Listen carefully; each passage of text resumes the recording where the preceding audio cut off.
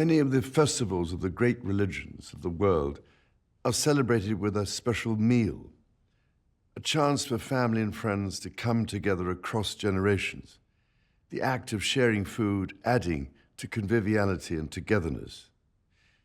For some, faith will be uppermost in their hearts. For others, it will be the joy of fellowship and the giving of presents. It is also a time when we remember those who are no longer with us and think also of those whose work of caring for others continues, even on this special day. This care and compassion we show to others is one of the themes of the Christmas story, especially when Mary and Joseph were offered shelter in their hour of need by strangers as they waited for Jesus to be born. Over this past year, my heart has been warmed by countless examples of the imaginative ways in which people are caring for one another, going the extra mile to help those around them simply because they know it is the right thing to do, at work and at home, within and across communities. My wife and I were delighted when hundreds of representatives of that selfless army of people, volunteers who serve their communities in so many ways and with such distinction, were able to join us in Westminster Abbey for the coronation earlier this year. They are an essential backbone of our society.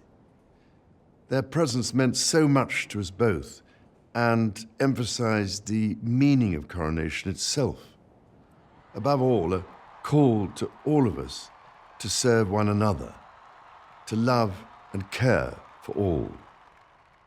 Service also lies at the heart of the Christmas story, the birth of Jesus who came to serve the whole world, showing us by his own example how to love our neighbour as ourselves. Throughout the year, my family have witnessed how people of all ages are making a difference to their communities. This is all the more important at a time of real hardship for many when we need to build on existing ways to support others less fortunate than ourselves. Because out of God's providence, we are blessed with much, and it is incumbent on us to use this wisely. However, service to others is but one way of honoring the whole of creation, which, after all, is a manifestation of the divine. This is a belief shared by all religions. To care for this creation is a responsibility owned by people of all faiths and of none. We care for the earth for the sake of our children's children. During my lifetime, I've been so pleased to see a growing awareness of how we must protect the earth and our natural world as the one home which we all share. I find great inspiration now from the way so many people recognize this, as does the Christmas story, which tells us that angels brought the message of hope first to shepherds. These were people who lived simply amongst others of God's creatures. Those close to nature were privileged that night.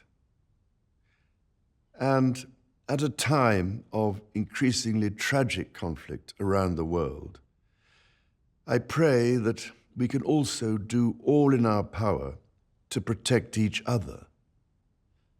The words of Jesus seem more than ever relevant. Do to others as you would have them do to you. Such values are universal, drawing together our Abrahamic family of religions and other belief systems across the Commonwealth and wider world. They remind us to imagine ourselves in the shoes of our neighbours and to seek their good as we would our own. So, on this Christmas Day, my heart and my thanks go to all who are serving one another, all who are caring for our common home, and all who see and seek the good of others, not least the friend we do not yet know. In this way, we bring out the best in ourselves.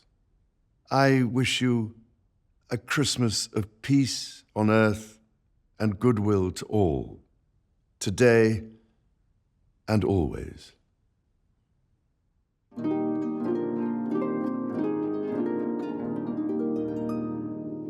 Wash